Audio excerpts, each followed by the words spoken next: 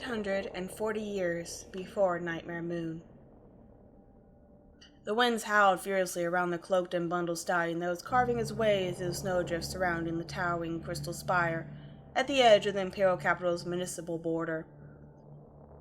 Only his horn could be seen, a long, straight, black spiral lit with a red glow, as a crimson plow made from telekinetic force drove away the heaviest snows from in front of him. The pony finally reached the magical field that had just barely keeping the snow away from the Weather Spire 7's entrance. Staggering against the door, the pony nearly tore it off his hinges in an effort to get out of the terrible weather. The inside of the spire was stifling compared to the storm outside. In reality, the pony knew it was probably only 40 or so degrees. Shaking off the snow that had collected on the heavy woolen cloak, he pulled the snow-blind goggles off along with the crowl to let a ragged obsidian mane fall tumbling down. "Is anyone there?" he roared, stepping out of the vestibule that barred off the outer atmosphere from the delicate workings of the inner spire. The sounds of hooves thundered down the hall outside the room met his ears, followed by the off-gray crystal mare. Misty Frost, head of Spire 7 and a general, kind-hearted crystal earth pony, at the latter half of 40 winters. She bore them well, still posing a grace and enthusiasm that would have suited a mare half her age. "Magistrate Sombra! How did you manage to get out here in that horrible storm?" Misty cried out, unlocking the inner doors and ushering him in. "We had all assumed that the monthly report would just have to be shelved until the blizzard blew itself out." "Oh, you know me, Misty," Sombra chuckled dryly. "Nothing gets my quarters up like the hearty and exciting goings-on of the weather tower reports. Why, what would I ever do without my month without those riveting 80 pages? "You're awful airy," Misty choked out between laughs. "Absolutely incorrigible. How a young buck like you ever got to be a magistrate, I'll never know." "Oh, that's a lie," Sombra retorted as they walked down the hall toward the main working stations. "You know it's because I'm the best, after all." Well, I can't deny that," Misty responded.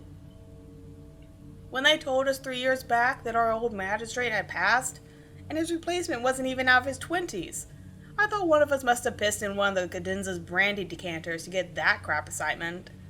Who knew we end up with the most effective magistrate in the court?" "Oh, I'm certain they thought you were getting a crap assignment, my dear," Sombra replied with a thin smile. "But then again, every pony always did underestimate me." Misty bumped her rump against Sombra's good-naturedly and chuckled. "Well, we certainly did. I still regret the cold welcome we gave you on your first visit." Pushing open the swinging doors, Misty cantered into the wide, hemispherical working area of the spire, known cordially as the stable. Embossed on the walls were the number 7, 7 of 7, the northernmost weather spire of the Crystal Empire, and widely considered the coldest and most miserable place in all of the region. Half of the workers were considered wild cards or troublemakers, while the rest were politically minded ponies who had established themselves as equines non grata to a cadenza or someone else equivalently stuffed up their own plot. Sombra was among those so-called troublemakers, too. None of the older generation's magistrate liked the idea of the young protege and startup making trouble, and enough of the cadenzas agreed with him to make things difficult for the dark-coated stallion. Sombra strongly suspected he had only been granted his position as magistrate because some icicle sucker on the council figured a young up-and-coming could be easy to manipulate.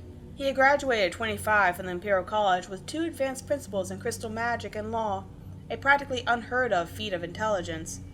He'd even been granted honors by the royal family themselves. However, the next 2 years he spent attempting to introduce a record-breaking amount of legislation aimed at reforming an antiquated monarchical system that left the crystal ponies of the surrounding town in perpetual state of destitution. He had made a great deal of enemies, and when he was 27 he had been promoted to oversee one of the weather spires, Spire 7. Sombra recognized a dead-end post when he saw one, but he took it anyway, determined to make something of it. "How's my favorite band of backbitten miscreants?" Sombra announced as he entered the room. 4 tired ponies, a skeleton crew for a spire, all looked up with pricked ears at the new arrival, and moments later Sombra was swarmed by the ponies of Spire 7. Greetings were exchanged, and the bustle quickly died down to a more jovial atmosphere. Sombra was unusual and that the Spire ponies considered him to be one of them. Most of the Spire ponies hated their magistrates with a passion, but some had put an unusual amount of effort into making sure his crew was taken care of, pushing through requests for funding, repairs, and the like, in addition to doggedly making his way up to the Spire once or sometimes twice a month for the weather report rather than ordering one of them to make the trip to him. His ready willingness to take on his share of the burden endeared him to the hard-working ponies quickly. A sapphire-coated crystal unicorn stallion pranced up to Sombra and threw a hug around his wiry shoulders. "Erebros, it's been too long. No pony thought you'd come up in this weather. You know we wouldn't have blamed you if you hadn't, right?" Sombra returned the friendly embrace. "Well, it's a good thing it's not up to you, Azul. Then again, if it was, I'd probably end up as lazy as my predecessor." There was a smattering of light-hearted chuckles at that before Sombra loudly cleared his throat. "So, what are we looking at here? I should start compiling reports as soon as possible." Azul Eye gave a stiff nod and floated over a pile of papers, flipping what Sombra had come to think of as professional switch. It's bad news all around. Every time one cell blows itself out, another one crops up to take its place. We've never seen the like. Worst of all, and most unexpectedly, the winds seem to be blowing down from the crown of Equus. But there's no known weather phenomena that would account for that. Sombra felt a chill run down his spine, as Azul's words had nothing to do with the weather. "What's the forecast on the storm ending?" Azul's gaze flicked over the pages nervously before answering. "Best estimate puts it 2 weeks out." "Pony feathers," Sombra retorted evenly. His ears flicked in irritation. "I know that look, Azul. Don't give me the mushroom treatment. What's the real forecast?" "Sir, we've never seen a storm like this. It's acting in a way that defies our expectations and—" Azul cuts himself off at Sombra's stony gaze. Snorting, Sombra fixed his eyes firmly on Azul before panning his gaze over the other forest Spire ponies. "We've been friends for 3 years. I know each and every one of your names. I know your families, your kids. I know each one of you, and that means I know you lot are the most competent damn crew in this sun-forsaken wasteland.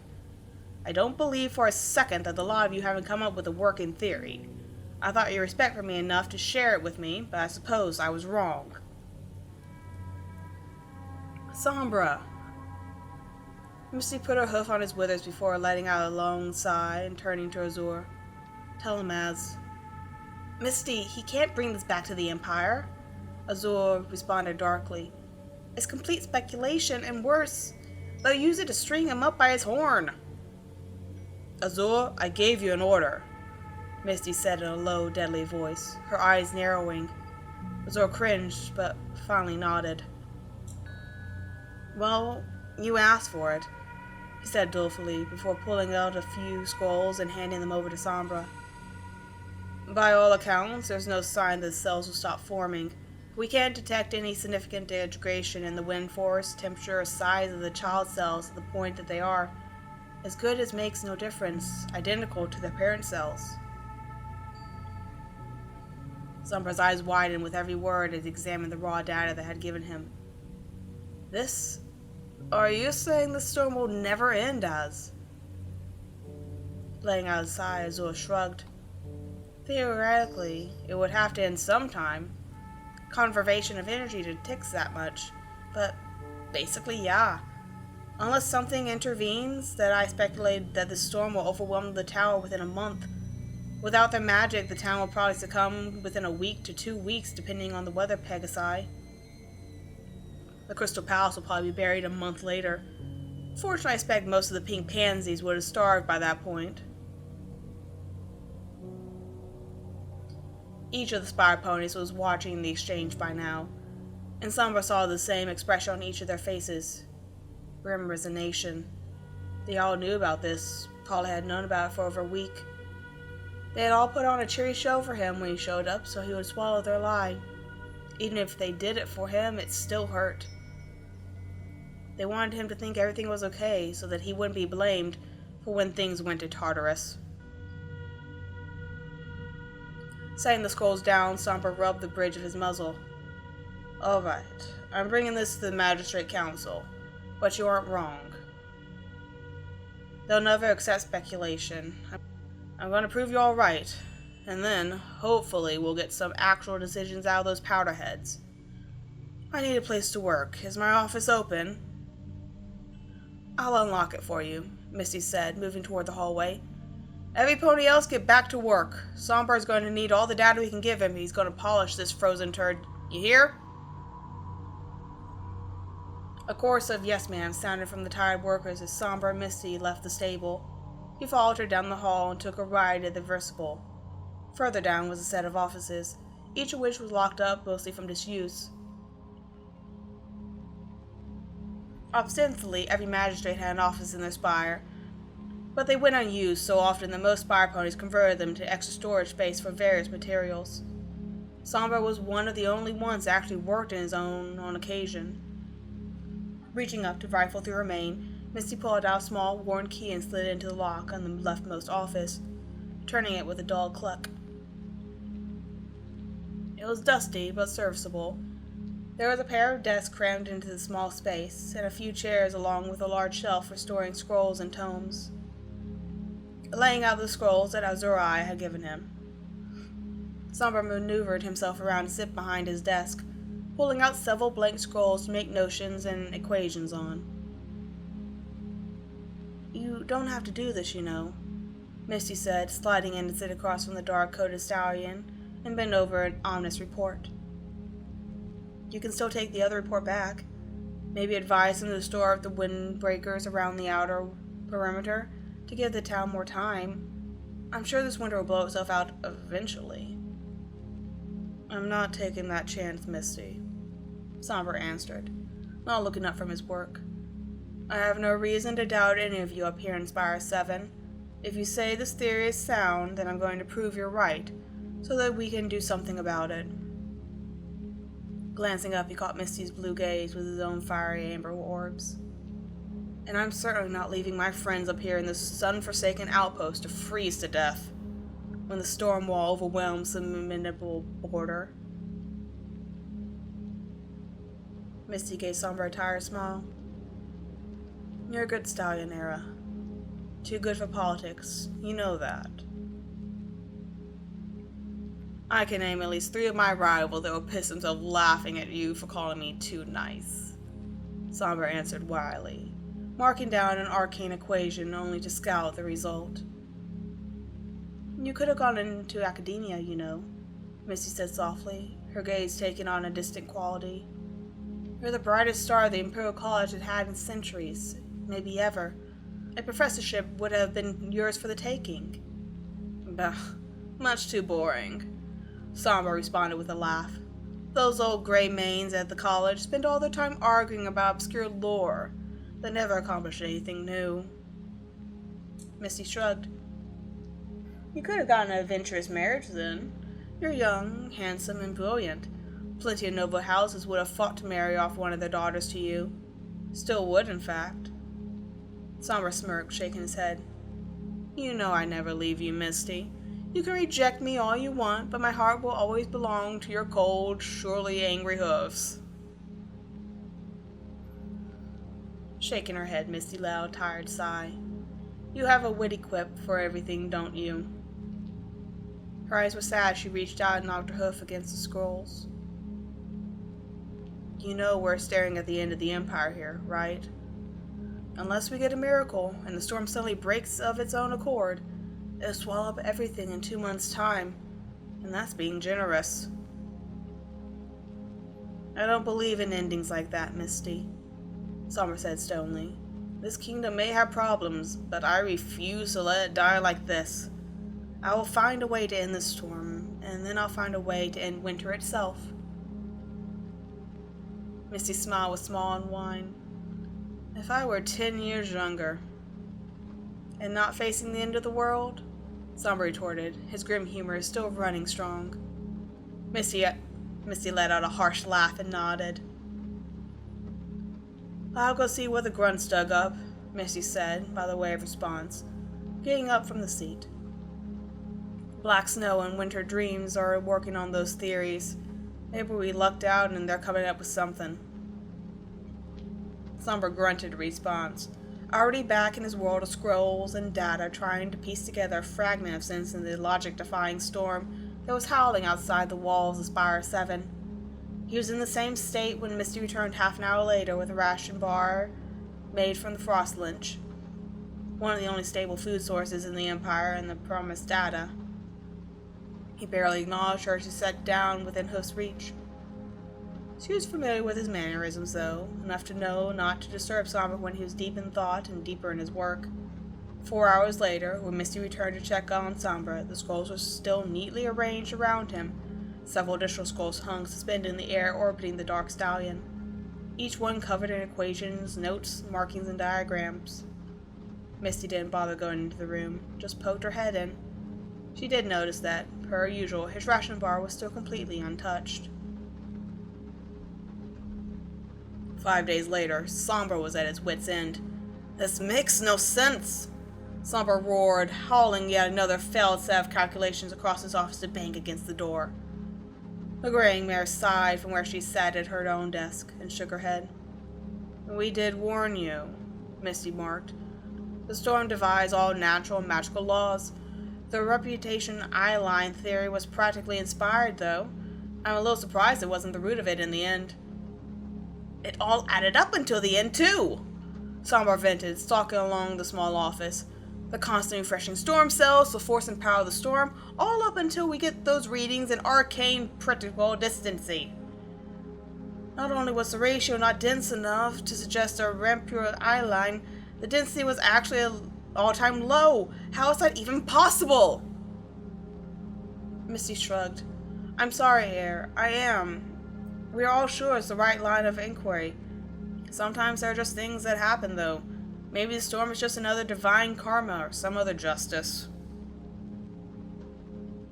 Sombra snorted in disdain. "Horse apples.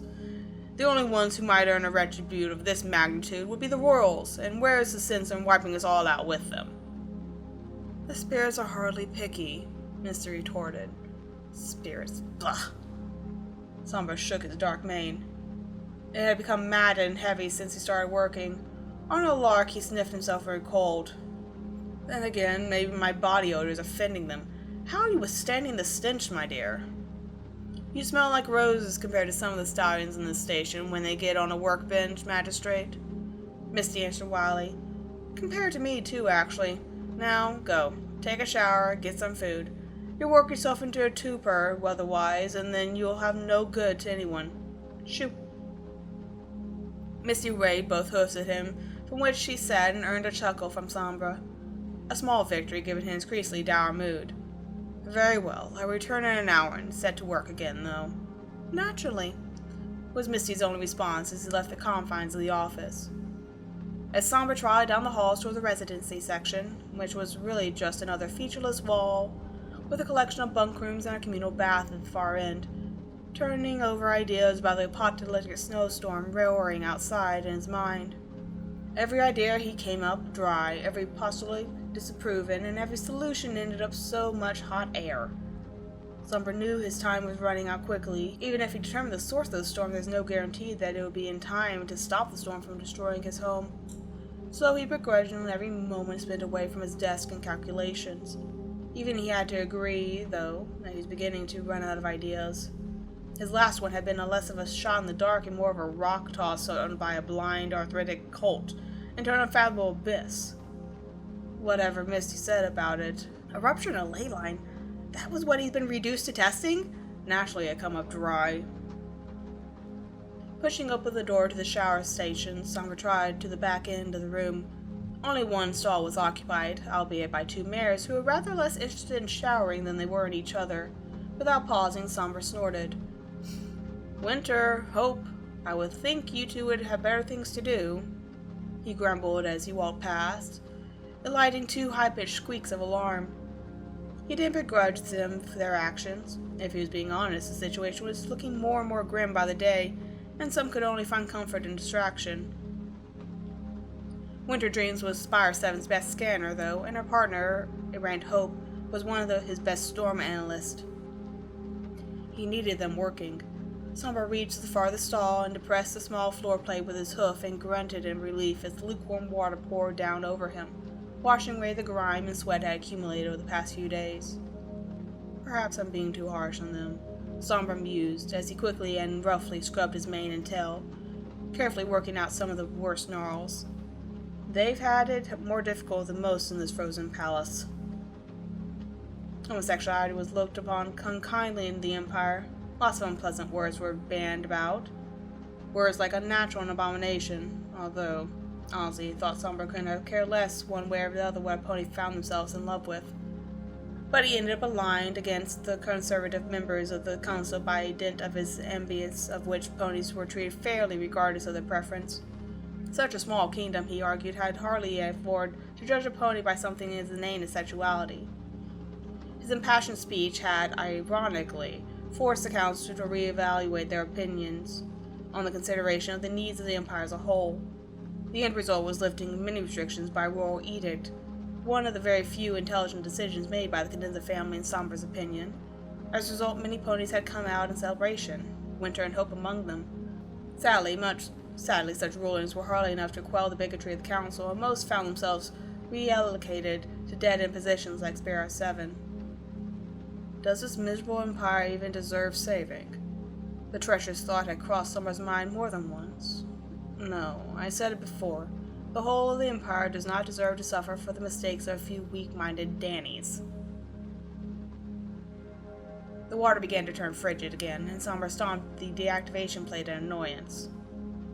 He had done as he'd been asked, and to his irritation he found that Misty had been right. He was starving. The small action of cleaning himself had ignited his body's metabolism. Stepping out of the bank of showers, he seized a towel hanging from one of the wall mount racks, then began draining himself off. Magistrate Sombra, sir. Sombra peeked out from beneath the towel he had been using to dry his mane at the cream-coated unicorn mare, standing in front of him. Can I help you, Winter? Is it really the end of the Empire? Her words came out steady, but Sombra could hear the quiver in her voice. Her bravery in the face of what might be certain doom was admirable. Sighing, Sombra shook his mane, giving him almost feminine appearance. I don't know, Winter. I'm doing my best, but this blast of storm's defying me at every turn. Another, higher voice scoffed from across the room. So then we'll all die in a frozen heap. Sombra glanced over at Hope, a petite, light-roan Pegasus mare with a chip on her shoulder the size of the Crystal Palace East Wing, who was busy carefully drying her wings. Figures. We finally get some rights in the world up and ends. Well, the bright side is that my dad can finally have to meet my mare friend and be civil about it. Hope shot Sombra a grim smirk. Oh, Sombra answered dryly. Why is that? A loud smack heralded Winter's right hoof thumping into forehead. Because he said he'd be civil to my face when Tartarus froze over, Winter answered. Sombra let out a barking laugh. Well, I can't say I disagree with that assessment. Too bad we'll all be crystal popsicles by the time that conditions are met. Hope set her towel back on the rack to dry and cantered over to her mare friend and planted a wet kiss on Winter's cheek. Yeah, well, no big deal. The world's always been right against us. Yeah, well, no big deal. The world's always been against us, right? Now I was just trying a little harder. Turning back to Sombra, Hope reached out and wrapped a foreleg around his neck and pulled him into a hug. I never said this, but thank you. Even if the world ended up ending so soon, I'll always be grateful that you fought for us, for Winter and I. These have been the best few years of my life because I got to live them as myself. I wouldn't trade that for anything. I don't know what dark sorcerer I pissed off in a past life during an eternal storm, but I'm glad I met you, Magistrate. Sombra had gone perfectly still. Hope pulled away, afraid she had overstepped her bounds by hugging her Magistrate. A second later, Sombra seemed to snap out of it, a manic grin spreading across his face. That's it! Sombra nearly roared, sending both Winter and Hope staggering back several steps before Hope could rubber band into Sombra's crushing embrace. You're brilliant. That's how it happened. Everything makes perfect sense. Without another word, he dropped Hope and went galloping back to his office, his large frame and heavy hoofs preceding him and with thundering and leaving two extremely confused but hopeful mirrors behind him. Nearly tearing the door to his office from its hinges, Sombra vaulted his desk and crashed down amidst his pile of notes as extremely wary Misty Frost looked in on confusion. Sombra? What's... She was cut off by a single raised hoof as several empty skulls came floating in front of Sombra, followed by a half-dozen quills. Words occasionally slipping from Sombra's lips as the sound of scratching quills filled the room. Yes, this is it. No, ignore the fifth law. Calculate the irregular sequences. Log to the base of... Now I've read the generation of the parables and... Oh no. Sombra? What is it? Misty came out from around her desk and stopped in front of the grim-faced stallion. What's wrong? I'm afraid I've discovered the source of the storm, Sombra said in a hollow voice. Or at least, I know why it appears to be endless. That's not good? Misty asked in confusion. Were we too late? To be honest, I'm not sure, Sombra answered. But I do know that we drastically overestimated the amount of time we have left. Gather every pony in the spire into the stable. I need to make an announcement, and I don't particularly want to repeat myself. Misty gave him a sharp nod and cantered off to gather up her crew as Sombra glared down at his calculations. They were worse than even Azur's worst-case scenario. Gathering them up, he made his way toward the stable. Seven's crew was small enough that every pony was gathered in front of him within minutes, each waiting patiently to hear what the magistrate had come up with. Taking a deep breath, Sombra laid out her scrolls before floating them up, each in sequence. Good news, first every pony. I found the source of our mysterious storm. There was a small cheer that died quickly at Sombra's expression. Unfortunately, that is the stint of the good news. Sombra continued grimly. The storm is being fueled by magic, but not normal magic. That's why we weren't detecting it using our normal instruments. Not only that it's being created deliberately. I know this because the storm is being fueled by dark magic, which does not occur naturally except in a few places on Aquis. Nowhere in the north is there a wellspring of darkness prominent enough to do this. But bad news too. We based our original timeline on the assumption that the energy buildup was essentially linear in nature. Every cell built up, then expelled itself, caused another to build up in turn. As it turns out, the assumption was grossly optimistic. Azur went pale as he examined Sombra's notions. It is exponential, he muttered. And it's reaching critical mass, Sombra finished. We don't have 2 months. We have 2 weeks at most before the storm wall breaks and the full force of whatever is building up in there is unleashed. And when it is, we won't last more than a few days, remarked Hope, hiding the storm intensity predictions that Sombra had laid out. The wind force from the storm is enough to cover the Empire within a day. We can stretch that out with our weather Pegasus, but then we're done. That's why we need to leave the spire, Sombra said. His tone broke no argument. If we don't bring this information to the council, then the Empire will never know what hit it, and I'm not leaving any of you up here to die. Every pony get your extreme weather gear on. I want every pony in full kit and barging gathered in the front atrium in 10 minutes. Go!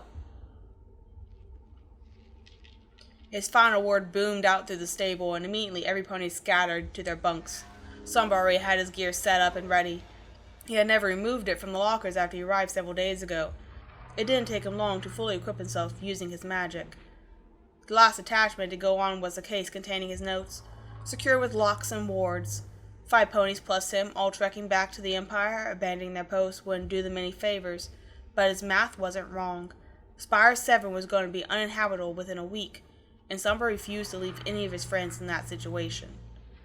A stocky earth guy with a coat even darker than Sombra's and a mane of pure white was the first to arrive. Black Snow, the Spire's resident crystal mechanic, was a loner and a bit surly, but Sombra respected him for his diligence and devotion to being a job right the first time. Azuri and Misty showed up quickly behind Snow, with Hope and Winter not far behind. Each of them looked to be carrying half again their weight in gear, not just multiple layers to keep out the biting cold, but tools to maneuver the deadly snowdrifts and powder falls. Areas of loose snow that look solid until any weight is placed on them and they sink into a pit. "Is everyone secure?" Sombra barked grimly from beneath his cowl. A series of muffled affirmations reached his ears. His sharp eyes examined each of his ponies to make sure their gear was strapped and securely properly. The far north was utterly unforgiving for even the smallest mistake. "Good. Move out." Stepping through the main vestibule, Sombra pressed the key plate set in the floor. With a snap of discharged energy, the main door opened. The 6 ponies gaped in astonishment as the flood of snowmelt was forced away by the energy field surrounding the spire suddenly going active again. The snow had piled up almost 10 feet above the door, and only the emergency fail-safes had moved it safely. They were unlikely to work again for such an intense discharge, though. "Looks like you made the right call, Magistrate," Hope remarked dryly from behind Sombra. "The horse apples really have hit the fan." Sombra could only nod as he stepped out, using his crimson magic to break apart the newly formed ice. The 5 spire ponies filed out behind him. "Every pony secure yourself to one another," Sombra ordered, pulling out a length of strong rope. "I don't want anyone disappearing under snowdrift or dropping out of sight. Got it? Keep an eye on one another." The spire ponies nodded their assent as each began tying themselves off. Sombra secured himself in the lead with Misty Frost behind him, Black Snow behind her, then Hope, then Winter Dreams, and Azuri taking up the rear. The wind howled ruthlessly around them, and even though his heavy gear, Sombra could feel the brutal cold gnawing the edge of his awareness. Unwilling to waste any time, the moment his crew was fully secure, Sombra began pressing forward, his magic carving a path through the snow, Winter and Azuri using their magic from further back to keep the snow from collapsing once Sombra had passed by, creating a temporary trench for the line of crystal ponies to pass through. It lasted only seconds after the 6 had passed, but after the storm had erased all evidence of the passage. But by then the crew had moved on. Sombra grunted as he pressed onward through the storm for hours. Several times he looked behind himself to ensure that his crew was still moving. They always were, so why did it feel as though every step was a titanic labor? His head was buzzing painfully, and every step forward carried the weight of the world behind it. Glancing back again, he saw his crew was in little better shape. Misty and Black were both doggedly pressing forward with the usual tenacity of their kind, but Sombra could see the strain in their posture. It was like they're being dragged down by something. For himself, Sombra could barely concentrate on the incessant buzzing noise that filled his ears. It was like someone had taken up a crystal beehive and then transported it into his skull. "Pull your own miserable weight back there, will ya?" Black Snow's voice roared out suddenly. Sombra blinked in shock, distracted by the normally stoic stallion's outburst. "I'm not dragging your feathered carcass back to the Empire, if you won't be at least bloody try." Black snapped at Hope, who was immediately behind him, his face twisted in anger. No, not anger, something stronger. Hatred. Hope's normally kind face was marred with an equally furious scowl. "I weigh a third of you, you snake-grubbing powderhead, and I am pulling my weight." "And don't talk to her like that either," Winter piped up, heatedly from behind her mare friend. "Or we'll just leave you behind and get on without you. You'll probably weigh us down anyway." "Stop!" Sombra roared. "We can't afford to waste time like this. You need to keep moving." "I'll keep moving when we cut off this dead weight," Black Snow snapped. Hope and Winter were suddenly surrounded by a bluebell glow of magic and violently hurled forward, crashing into Black. "Will you miserable mares pull your heads out of each other's nethers and get moving? I'm getting buried back here." Azur shook away a miniature drift that had accumulated on his back and pushed forward only to be knocked to the ground by a delicate blow from Winter. "Touch me again, and I'll aim for your eyes next time." Sombra watched in dismay as his crew fell into violent bickering. Turning to Misty, he was about to ask his strong right hoof to help, only to realize she was gone. In a panic, he quickly traced the secure line to where it vanished into a large snowdrift. Seizing a massive weight of snow, Sombra dug feverishly until he found her. She wasn't moving. Misty was laying on his stomach, completely silent. Ignoring his arguing crew for a moment, Sombra leaned down close to his friend and let his magic flow into her, diagnosing her health. To his relief, she was perfectly healthy aside from the terrible cold that was around them. That wouldn't last long, though. If she didn't get moving, the cold would set in all the quicker. "Misty, get up!" Sombra yelled over the howling wind. "We need to go. The others are fighting. We're still hours out from the Empire. I need you to get up and help me rally them." There was no response at first, but after a few seconds, Sombra felt relieved to see Misty stir. He was relieved. He was less relieved when she spoke. "Why?" Her voice sounded empty, hollowed out even. "Why should we bother? The Empire hates us all anyway. It hates you too, Era. Why should we bother to drag ourselves all the way there and warn them when they'll just ignore us? Let them die to their own blind ignorance, I say." Misty never called him Era in front of the others. He didn't mind, but she said it was disrespectful to his position. She only ever called him that in private. Sombra half suspected it was just because she liked having a private name for him. "What's gotten into you?" Sombra muttered. The buzzing in his head had been stronger. "What's gotten into all of you?" Turning to his crew, Sombra felt a rage building up inside him as the spire ponies he had come to save. They had developed into an all-out brawl. Black Snow at some point leapt onto Great Hope, and they were wrestling in the snow while Winter alternated between shouting at Zurai and trying to telekinetically pry Black off her male friend. Finally, Winter's interference paid off, pulling Black Snow off just enough for Hope to land a blinding punch into Black's eye, causing him to rear back with a whinny of pain. What happened next burned itself into Sombra's mind. It seemed to happen so slowly that he could watch every moment of it play out, and yet so fast he could do nothing about it. Black Snow fell onto his back, clutching his face and howling in pain. Before anyone could react, Arrayed Hope pulled out the heavy spade from her gear and propelled herself at Black Snow with her wings, howling in incoherent rage. The spade felt like a sickening crunch, tearing through his winter gear and right into his chest. Black Snow gave a violent jerk, coughing up torrent blood into his killer before going terribly still. Winter went still with shock at what her mare friend had done, but Zor, who was considered the Tectum and now dead Black Snow friend, let out a grieving cry and lunged past the stunned unicorn he had been fighting, pummeling into Arrayed Hope and driving her to the ground beside Black's cooling body.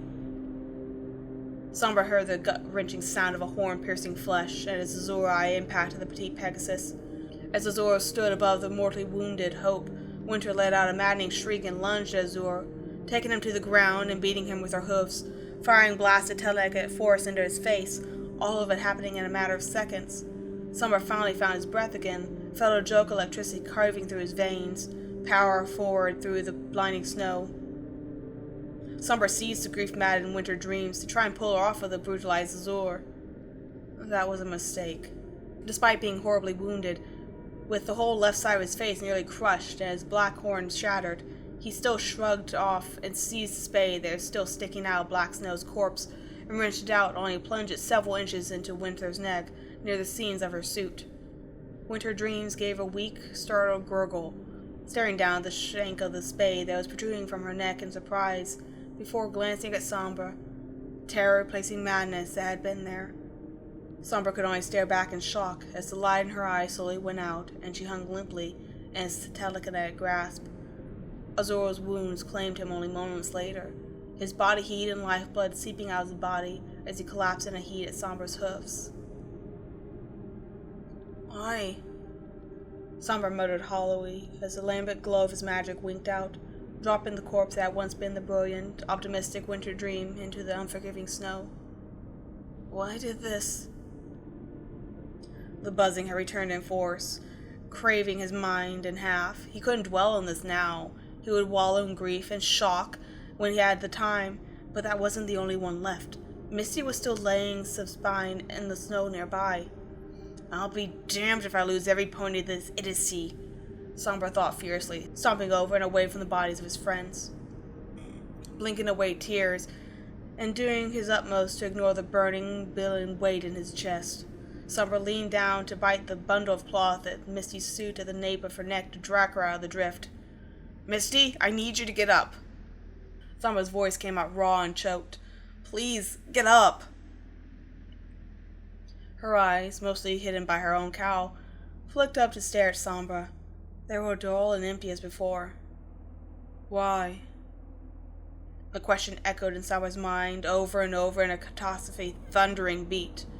Out of nowhere, a rational flash of fury overtook his mind, and Sombra felt the night uncontrollable desire to shove her worthless head. It would be a mercy, wouldn't it, if she was so weak that all she could do was lay down and freeze to death, then a quick, albeit messy end would be better for all involved. "No!" Sombra muttered, feeling the buzzing clouding his mind recede slightly as he bent his will against it. "Whatever you are, whoever you are, you will not twist my mind to suit your needs. My mind is invulnerable and unbroken." Dark magic saturated the air. He could feel it trying to wind and twist its way into his mind, trying to cloud his thoughts and drive him to insanity, the same way it had done his friends. The same as it was doing to Misty at the very moment, prying on her depression and feeling of isolation. She was lost to their whispers, but Sombra was not. "Very well," Sombra said darkly. "Let's play this game out, then." Closing his eyes, he shut away all his senses, leaving his mind in darkness. The storm howled silently. There was no cold, no roar, nor anything else. There was only Sombra. Opening his magical senses, he extended his perception through his horn. He could feel the dark magic all around him, and above him. The further up he extended his senses, the denser the corrupt magic became until he felt them. The source. Howling, cackling things, seemingly made of condensed spite and hatred. They shrieked and converted above Sombra and his fallen crew, and he could feel their elation at the strife. They had soared among his friends. Wendigos, Sombra thought, and some distant part of him wondered at them. They were creatures of myth and legends come to life, or something like life anyway. Spirits of strife and discord, beings of pure dark magic.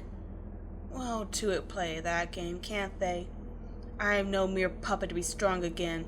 I am Ebro Sombra, the greatest magist the Empire has seen in centuries. I can master any form of magic, even yours. Slowly and carefully, Sombra stretched his magic out into the air, letting it hang quiescent among the particles of the Wendigo magic. Further and further he stretched his power until he felt near spent, saturating the air just as they had until he was satisfied he had mimicked their technique perfectly. Now, how do they? How simple. Sombra grinned wolfishly as he discerned their method of feeding. So their dark magic simply acts like a stomach acid, breaking down the emotions into pure energy for them to devour. What simple creatures. They are not the only ones capable of absorbing power. It was not unlike taking a very, very deep breath in the end. His magic, which had permeated and saturated the same area as the Wendigos, suddenly flared into activity. Gorged and unprepared, the three Wendigo spirits that had been floating invisibly above them never stood a chance that every particle of the magic was suddenly and adversely seized by Sombra's sorceress mimic as their feeding process and dragged them into his spiral horn. Suddenly deprived of substance, the Wendigos howled furiously. Sombra, however, was not done. He kept pulling, kept inhaling their power, and quickly the Wendigos found themselves losing coherence. As hard as they tried to pull away from the strange, dark unicorn below them, they could not escape his grasp. It was like an iron vice clamped onto them, and without a moment's dragged them into Sombra's presence. The stallion before them was different than before. Shadows seemed to cling to him like a second skin, and he practically shone with power. The Wendigo on the other hoof were barely shades, left hollow, empty, and starved by Sombra's spell.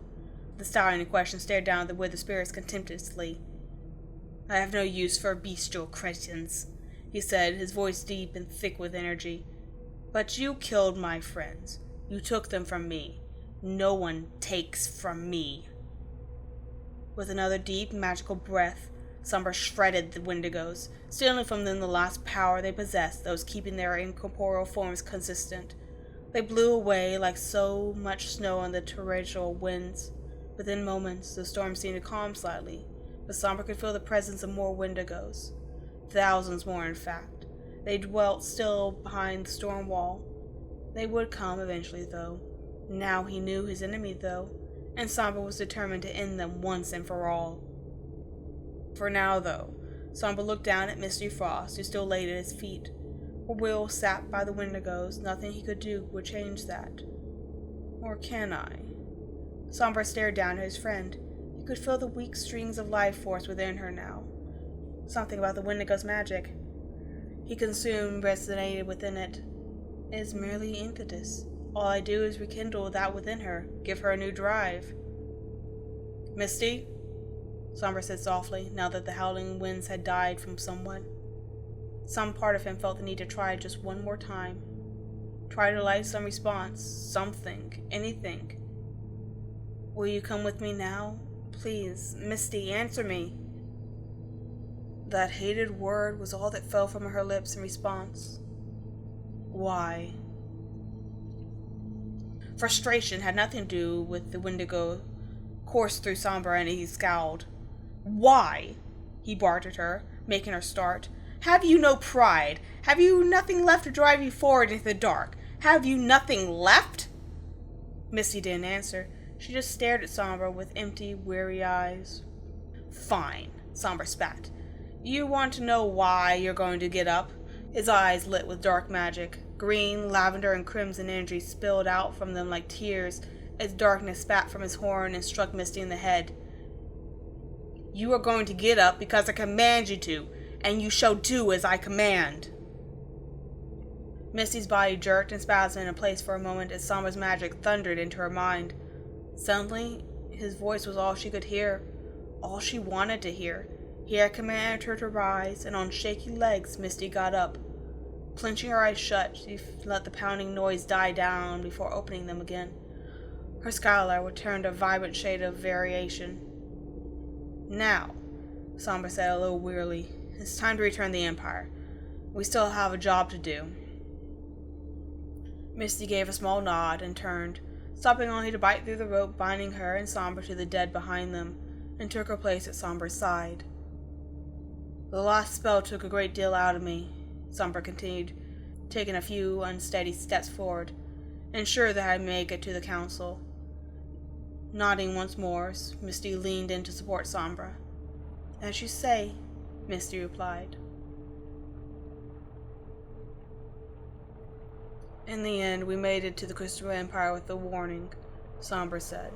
The rest of the story is longer and more complicated, but obviously the Empire did survive. Fluttershy was nestled herself into Sombra's side. The fur on her face was matted down with tears over the course of his story. She couldn't imagine losing her friends in such a horrible way, and being forced to watch it, to see it play out, helpless to stop it. I'm so sorry, Fluttershy said softly. No pony should have to suffer so horribly. Sombra scoffed in response, drawing a startled glance from Fluttershy. If you think that was the end of my trials, Mouse, then you are desperately mistaken. Sombra's tone was both bitter and amused. I'm glad you told me that story, though, Fluttershy said in all honesty. Horrible that it was. I feel like I understand you a little better.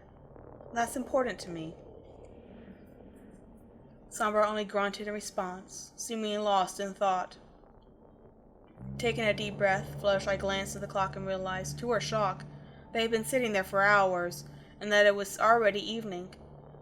She knew that she had chores to do, and that she ought to get an early start on them, but... Fluttershy chuckled quietly. To be honest, she was far too comfortable to get up.